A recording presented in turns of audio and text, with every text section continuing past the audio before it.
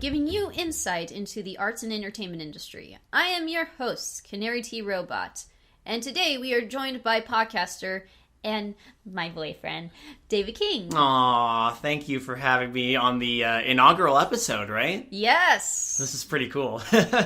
This is just my first one, and it's starting out, and I figured, why not have a better interview than one with my boyfriend, who I know extremely well, but I wonder, is there more behind the curtain? Pay no attention to the man behind the curtain. There's no curtain. There's no curtains in here. See? I have blinds. Yep. Which is There's no man behind the blinds, I'll tell you that much. Which is kind of sad. No, it's not. Okay, so, first off, David, what do you do? I do a lot of different things. I sometimes feel like I'm a jack of all trades creatively. Okay, well, let's start by talking about what is your podcast?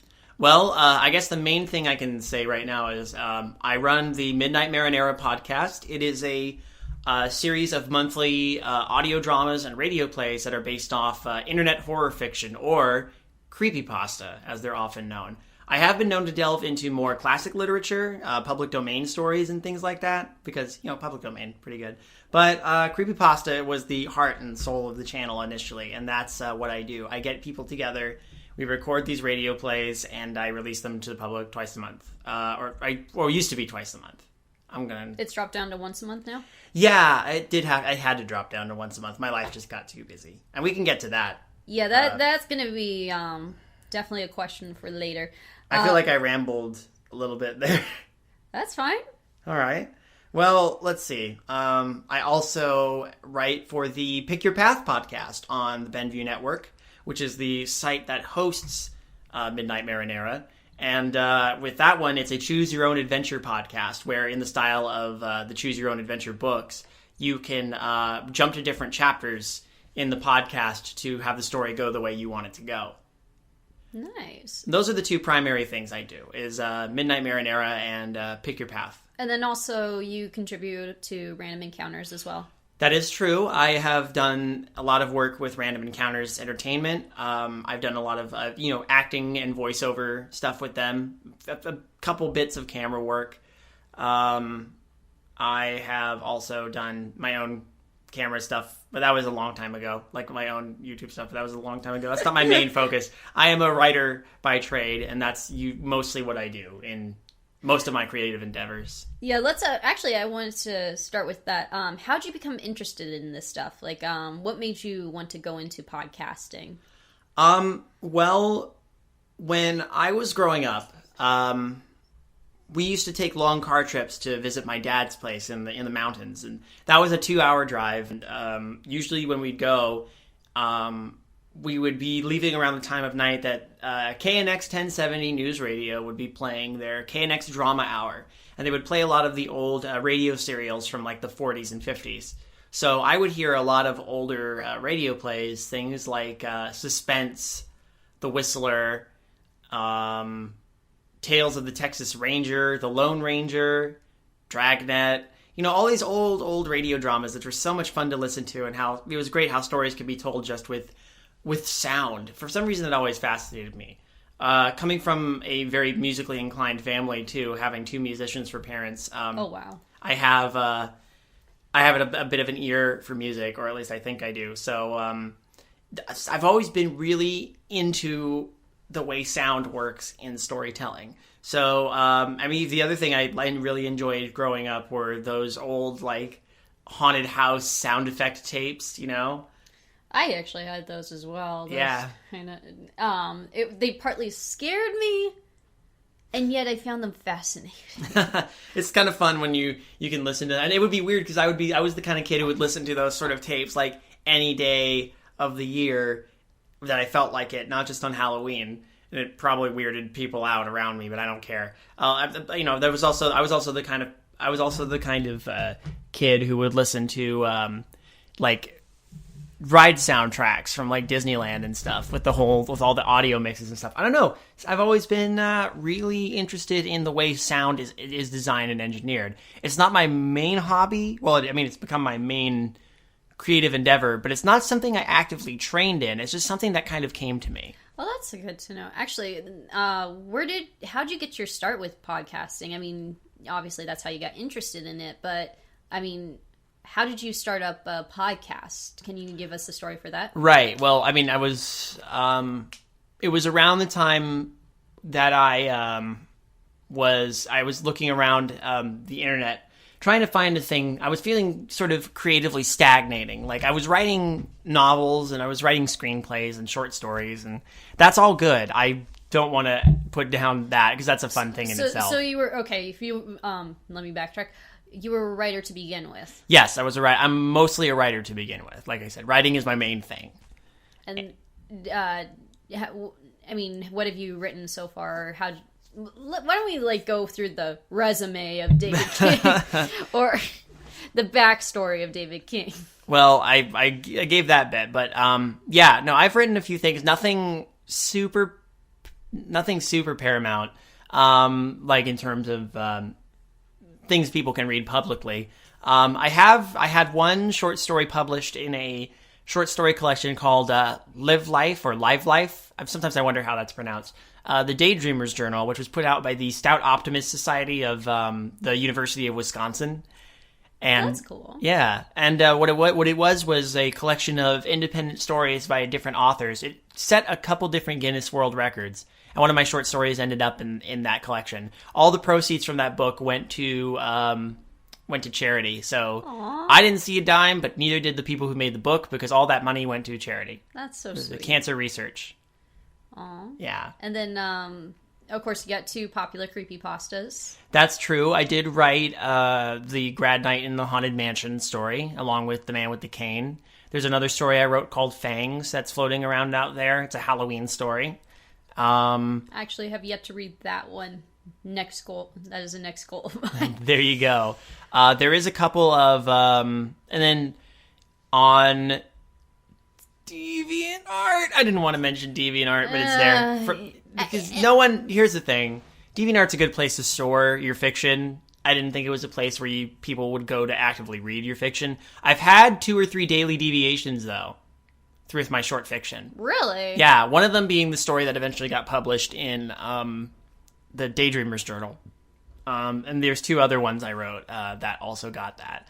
One of them being Expedition Letters to Grace, if you want to find the titles of those. There's a few out there. There's another, and Journeyed Too Far West is the other one, which is sort of a pastiche of Mythic East meets Spaghetti West, and it's sort of about if you're a fan of the Chinese myth Journey to the West, you'll appreciate it, because it's basically Sun Wukong in a spaghetti western. That's cool. I gotta find that. Okay, as I listen to these, I'm like, note to self: read stories of David's.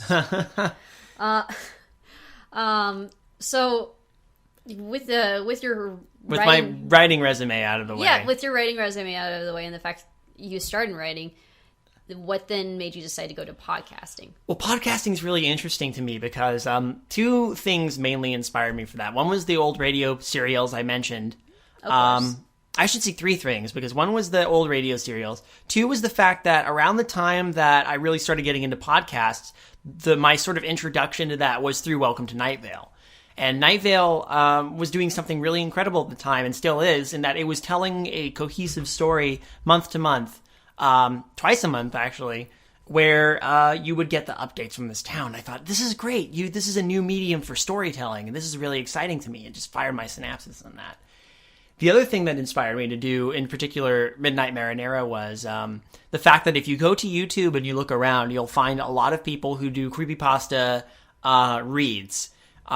They will just take a story and read it verbatim, just one thing they like, and they'll add their own, they'll add some music and atmosphere to it, but otherwise it's just them reading the story. And a lot of people got very popular doing this. And I thought, that's really cool. It's like having a book on tape that you can just listen to for free. And my thought was, I could probably do something better, honestly. Because I listened to this and I thought, a lot of these stories would be really good as radio plays. I think about, Alfred Hitchcock Presents or The Twilight Zone and those old anthology shows that would take other people's work, there was a lot of people with different writing credits on those shows, and they would be adapted. Have you ever seen, Kayla, an occurrence at Owl Creek Bridge?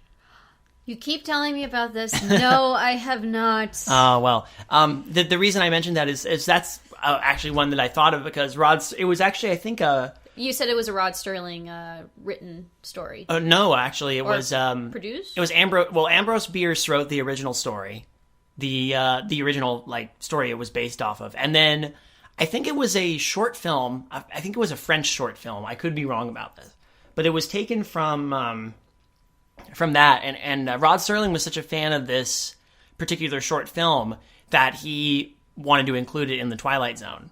So he took it and put it in there and gave, credit to he mentions in his opening narration how this is a little bit different from what we normally do because this is someone else's production that we are featuring on the Twilight Zone. And so that kind of jumped out to me too. And I thought, what if I was like that for creepypasta writers? Like I could do adaptations of these stories that are really good because there's a lot of really good creepy fiction out there in the creepypasta scene. And I wanted to give them a voice beyond just someone picking it up and reading it. And I'm not saying that to shame anybody who does narrations, because I know that that's a big thing. And if a lot of people, they're very popular on YouTube, these narrations. But I wanted to take it to the next level. I wanted to do these audio dramas, a way to sort of cut my teeth on the idea of writing radio plays and also to practice adapting other people's work. And that's something I've always heard from entertainment people is the goal, the one way to make yourself more well-known or to get out there is to do something different or to do something people haven't seen before. I think it's important if you're trying to do something is to find a niche. Find something that makes you happy and you're passionate about, but find a niche with that as well. I saw a niche that wasn't being fulfilled, and I jumped in there before anyone else could. And it seems like it's going very well. Your subscriber count has moved up. You've now got a forum, and then you also won an award in 2014. That is true. I won I was one of the, best new original anthology or best new adaptation anthology podcast for Midnight Marinara with the Audioverse Awards. That's really cool. I think so too. I was also a nominee during last year's Audioverse Awards. Didn't win, but got nominated and was in the final the final round of nominations. That's really cool. So I got beaten by a Doctor Who podcast. Well, Doctor Who usually wins no matter what. The Doctor always wins. I think that's true of the Doctor. Always wins. I can't do a British accent. I fail. I won't even try. Now, how did you get your podcast started up? How did you go about getting it set up? The way I did initially was I didn't really know the best way to present it. I didn't know much about iTunes or any of the big mixing places. So when I first got started, and this was back in 2013, I could say that like it's a long time ago now. Not like it was only 3 years ago or anything. 3 years is a long time in internet time. That is true. It doesn't feel like that to me, but considering how fast things work on the internet, it does happen. But so I didn't know quite what I was doing, but I initially started by uploading my work to YouTube and SoundCloud. Because I already knew YouTube as a platform. I'd done a lot of sort of casual YouTube stuff over the years. And my work with Random Encounters had given me the insight that YouTube was a place where you could really reach out to a lot of people. And I knew that if I put my work up there, I would ask them, hey guys, can you help promote me here a little bit? Because, I've done all this stuff for you in the past and I would appreciate that. And they did. They were actually really good about that, which I really appreciate. And but SoundCloud was the other place I started promoting the podcast initially. And The SoundCloud is still there, but it's only got the first few episodes on it. I am thinking I might have to upgrade it at some point and actually put my whole backlog of episodes up there, because I know people who like to listen to Midnight Marinara through SoundCloud. But that was how I got my start. Okay, and then how did you're now part of the Benview network, right? How did that happen? So I was doing this, and I was going on to like Facebook and Twitter and Tumblr to expand my social media horizons, which were very narrow at the time. I don't do social media, and the only social media I do have now is for Midnight Marinara, pretty much specifically.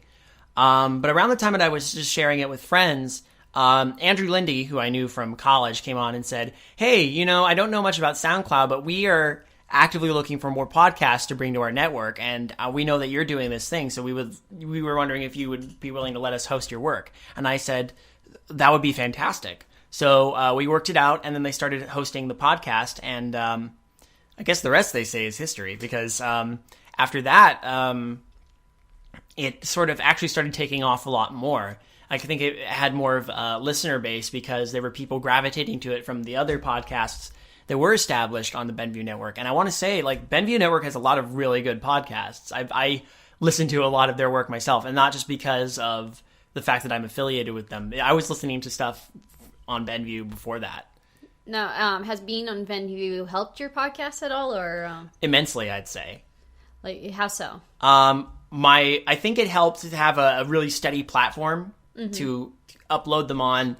And if you're gonna, when I wanted to upload it, I wanted to upload it to as many places as I could. So I kept uploading them to SoundCloud, but then I'd be like SoundCloud, Benview, and YouTube. And so I had 3 places where people could listen to it. So I had all my bases covered when it came to how people prefer to listen to podcasts. I think a lot more podcasts could actually benefit from uploading their stuff to YouTube. I know Night Vale's doing that now, because sometimes people can just pull up the video and they can be doing stuff in the background. You don't need to see anything on the screen. You just do that. But with, I'm sorry, I wandered away from the initial question. No, go ahead. That's actually very useful to know, that because like with podcasters, they think, oh, you just uploaded to SoundCloud or you just uploaded to YouTube. They're not. It's sometimes hard to know, where do you post it. Is it good to have a network? Is it not? So the fact that you mentioned that YouTube's very useful is a good thing to know. Yeah, it helps. Finding a network, I think, is pretty good. You're going to want to find people who you can trust. And the good thing, a reason I joined Benview when I did was because they were looking, and I've known Andrew and Benson from college. They were friends of mine, and I'd actually been on a couple of episodes, early episodes of Nerd's Eye View, when it was still in its college phase, when it's still early on. So with that, I feel like it did help me immensely, because then I had an iTunes source for that. And iTunes is a great way, if you can find a way to get on it, to host a podcast. I recommend looking into that if that's something any of the listeners out there would want to do. Mm-hmm. I mean, it's where most podcasts are sorted these days. It's why they're called podcasts, because they were things you would listen to on the iPod. That actually makes a ton of sense. Mm-hmm. I mean, obviously, people have iPhones and iPads now, but when it was just the iPod, it was a thing that you could just download automatically and then listen to while you were on the go.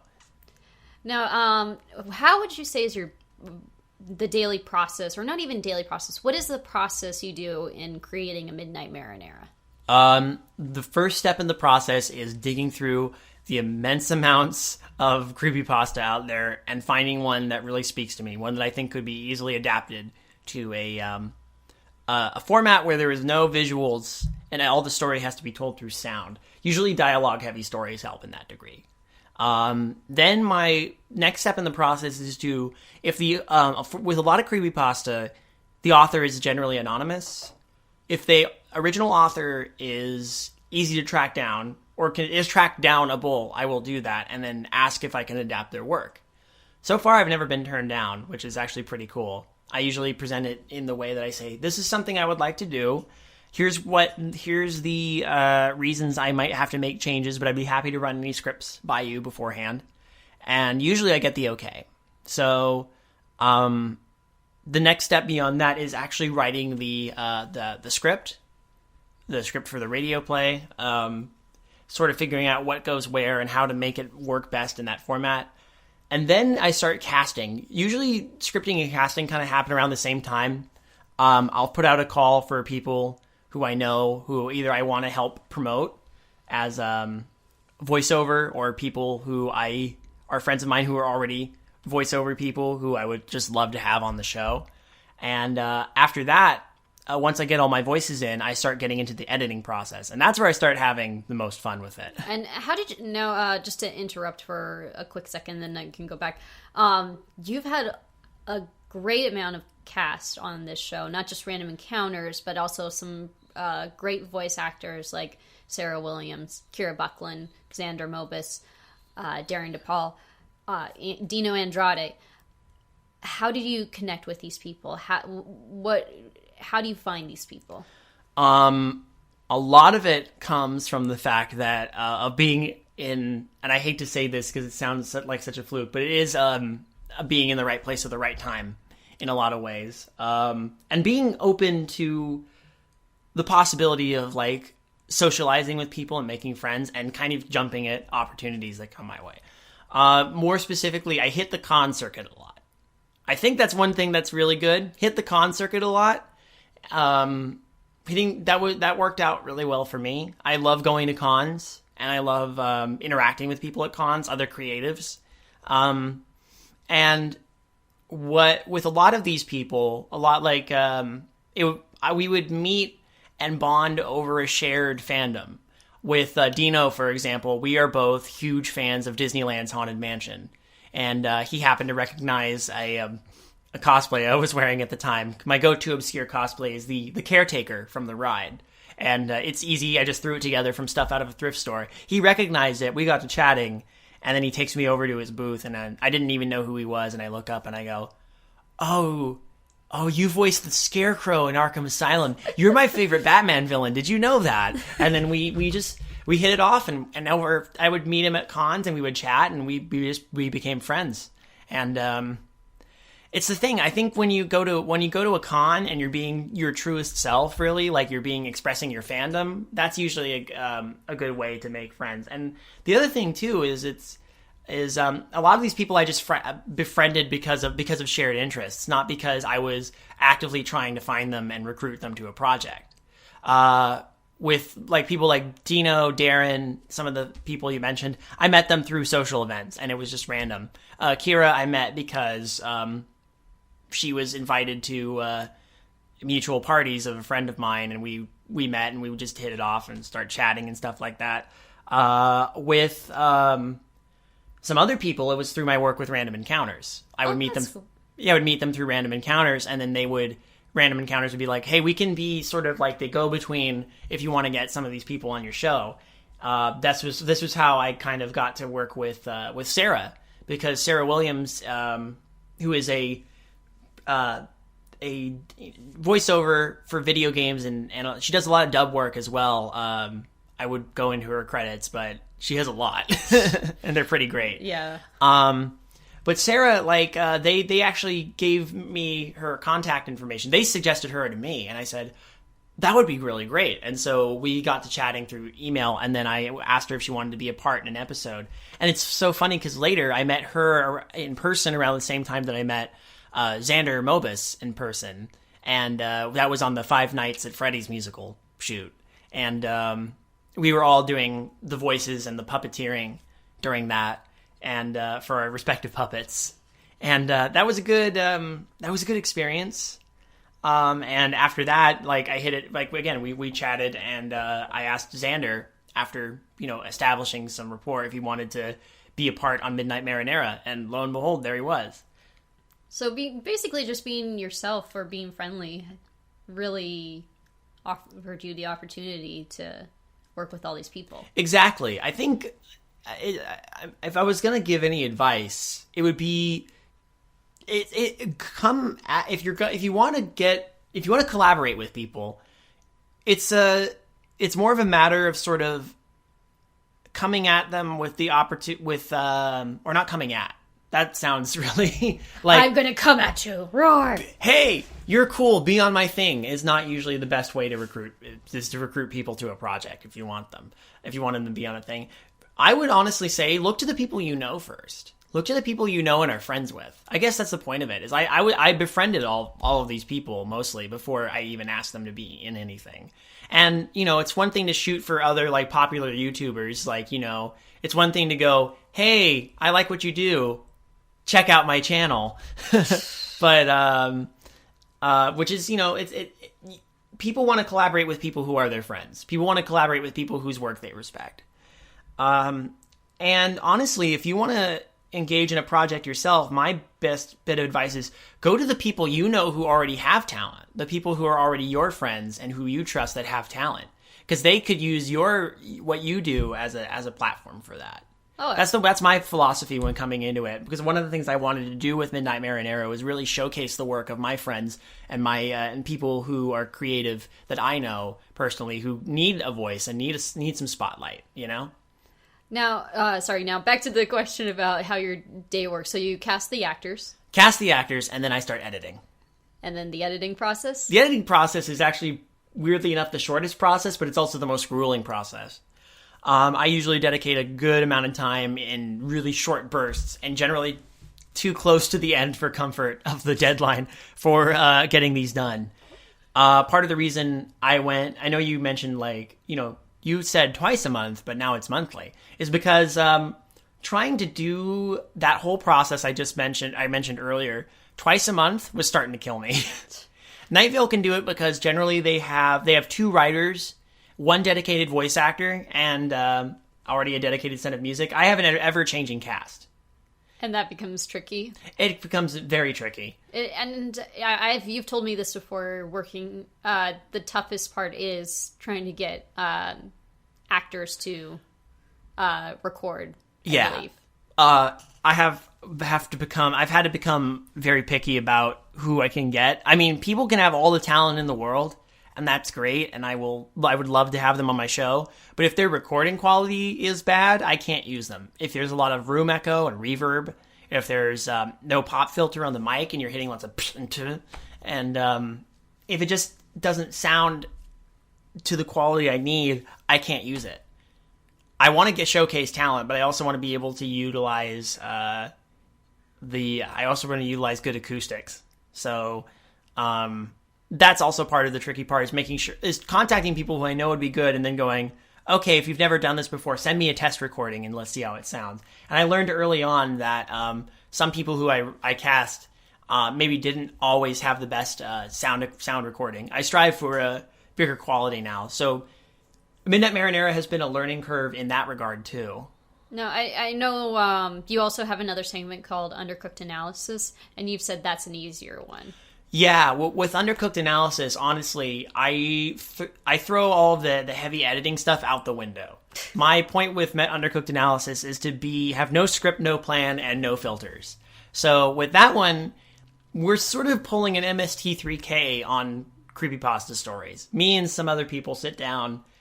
I don't care. The situation doesn't matter as much, and we just read. We read a story out loud and then talk about it as we go along. It used to be a lot goofier, and then Dead Palette brought some sophistication to the show, and now it's more literary criticism, but with a lot of humor still. I mean, that's the part that remains consistent.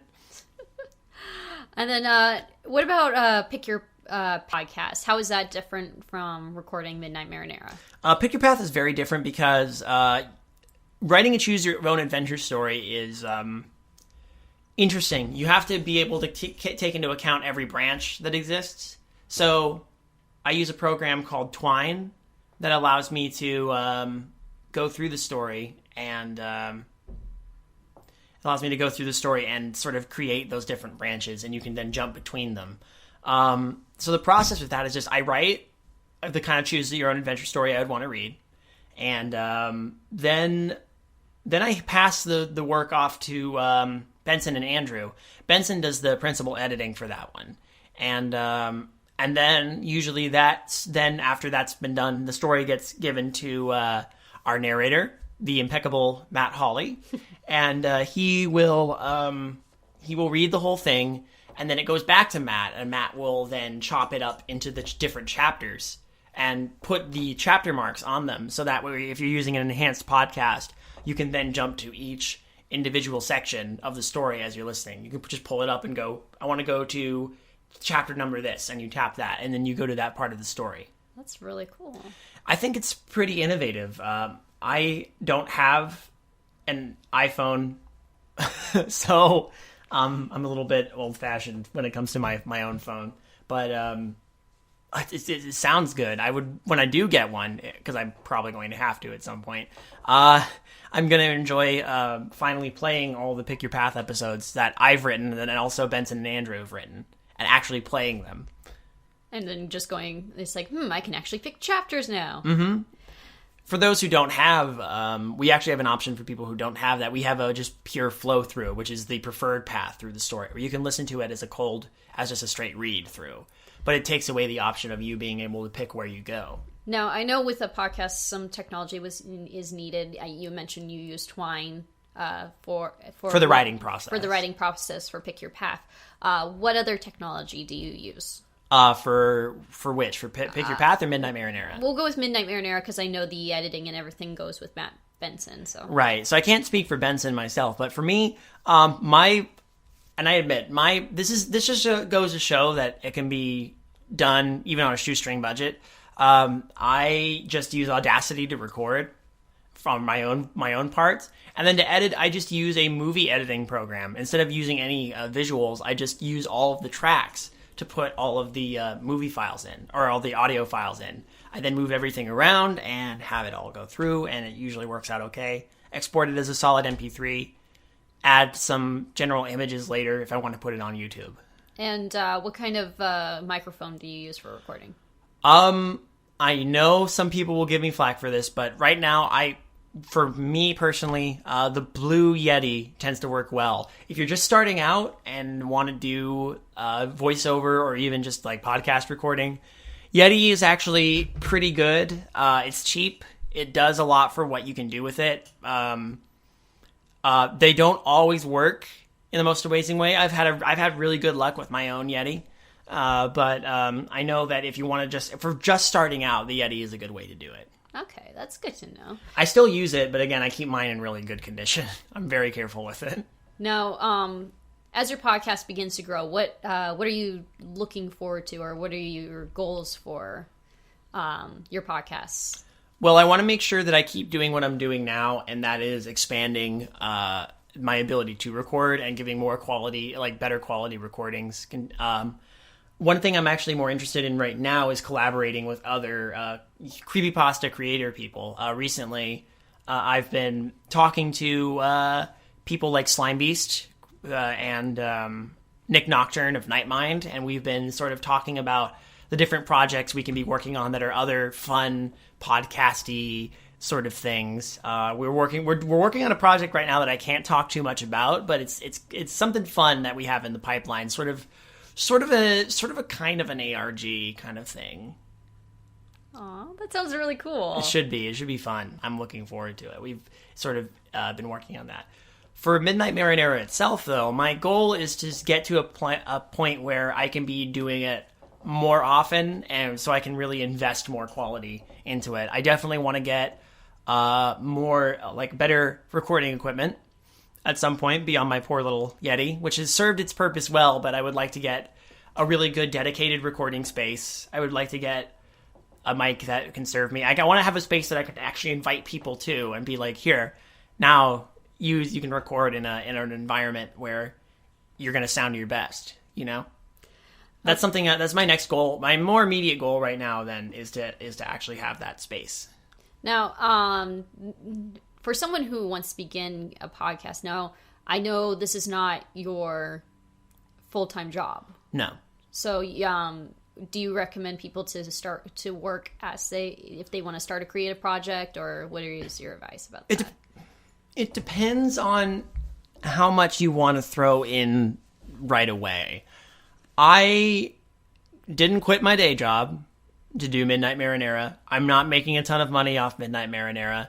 Anything I get from it comes from a dedicated group of patrons who have been nice enough to donate to my Patreon.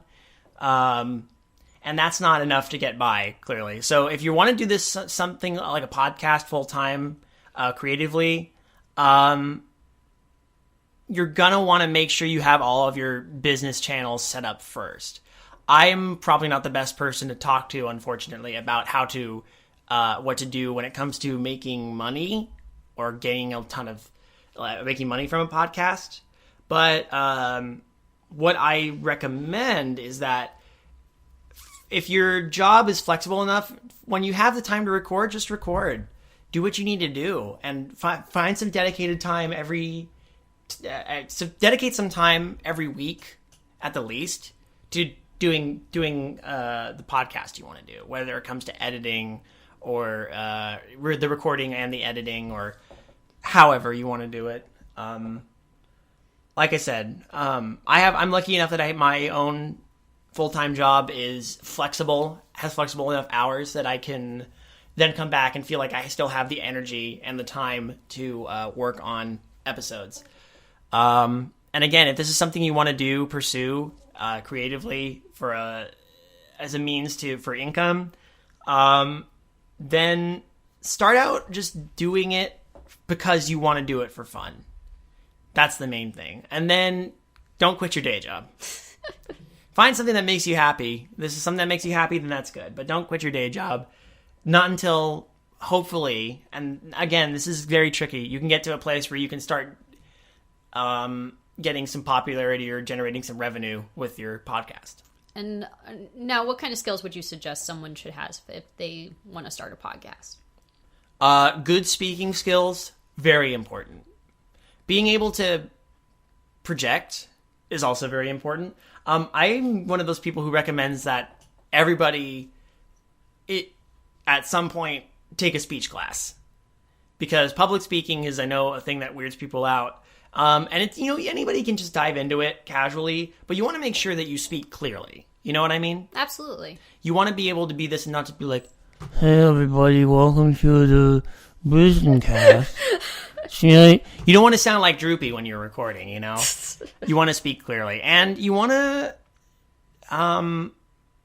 you also want to be able to have good social skills. Because you can do one-man podcasts. Believe me, it's possible. But you're going to have to really carry yourself on your charisma in that case. If you want to do podcasts with other people, make sure that you bring in people who you like, people who like you, and people you have chemistry with, people you can just get along with.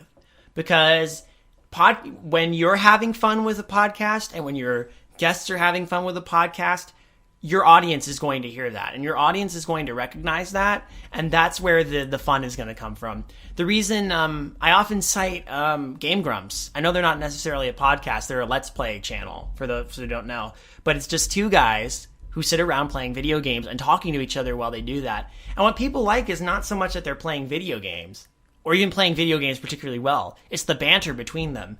You can hear the strong friendship between these two people, between Aaron and Dan, and you hear them just laughing and cracking each other up and telling stories, and that's what appeals to people about Game Grumps, and that's often what appeals to people a lot of more off-the-cuff podcasts, is just sort of people sharing stories, telling stories, exchanging interviews, things like that. It's all about the energy you can bring to the podcast. If you have to force it, it might not be the best thing. Come at it and have fun. That's the most important thing. I think the third most important thing is that you have fun doing it. And I think it's good to now wrap it up. Any extra advice you want to give to our listeners out there? Go to cons if you can. No, I mean, not just because of networking, because not everybody can be great at networking. I think it's possible, but again, it really depends on how you approach it. And I wish I could give good advice about that, apart from just don't come at it from just trying to recruit people. Come at it because you want to make friends. Do it because you want to make friends. And the reason I say go to cons is going to cons is a great way to meet people. Going to cons puts everybody kind of on the same level and has you bonding with people just over a shared fandom at a moment's notice. I will admit part of the reason I know Kayla is because of shared fandoms. We met at a con. We met because we were both wearing different very obscure costumes, and we recognized each other's fandoms, and here we are now. Yes, our love story is a cute love story. It's a pretty cute love story. Yes, it is. We actually had a meet cute. Yeah. We certainly did. Okay, so any other advice you would say? Don't do the creepypasta narrator thing. It's been done to death. I mean, there's some people out there who do it well, but if you're just going to pick up a story and read it, you have to find an angle. So don't... If you're going to do it, do something different. Do something different. Or add something unique to it. Yeah, make it your own, basically. Make it your own. Because the market for that is really flooded right now. And everybody's listening to people like Mr. Creepypasta or Creeps McPasta or all these people who have creepy and or pasta in their names. So do your own thing. What I'm saying is do your own thing, do what makes you happy, and you'll, even if it's really small, you will find people who will share that. And I think that's more important than trying to go into it looking for success. Because I didn't start Midnight Marinara with the intention of making it be a big thing. When I first started it, it was just a baby project. It was just something I wanted to do to pass the time, to build up my ability to write differently and to try something different with sound editing. And now it's become my main thing. So just do it because you want to do it. Do it because it feels good. That's really good advice, I'm not gonna lie. Thank you. All right, now why don't you plug yourself? Say, where can we find Midnight Marinara? You can find Midnight Marinara on its home at benviewnetwork.com/Midnight Marinara. You can also find Pick Your Path on the Benview Network as well, benviewnetwork.com/Pick Your Path. If you want to hear the Undercooked Analysis is also under the same umbrella as Midnight Marinara. So if you find Midnight Marinara, you'll also find Undercooked Analysis. You can also find that on YouTube under the same name, on Tumblr under the same name. If you want to find me on Twitter, my Twitter handle is Scary Sauce, because that was what fit in best with Midnight Marinara. I couldn't put the whole thing in. Dang it. That's where you can find me there. If you are interested in reading any of my short fiction that exists out there, go to look for the Circus of Intriguing Things. That's my portfolio website. Plug that right there. A lot of my short fiction is on there, as well as a few essays I've written. It's a hodgepodge of random stuff, and I actually still have to clean it up. On second thought, don't go there, because I still need to clean it up. It looks terrible. I haven't updated it in a while. But those are really the main plugs I want to give. That I can think of off the top of my head. Well, thanks for coming on the show. Thank you for know that this is I'm the one who kicks this off. That's really awesome. Go to his writing channel. Do it. No, don't do it. Do it. Don't listen to Kayla. This podcast is a part of the Benview Network. You can find this and other podcasts like it at benviewnetwork.com.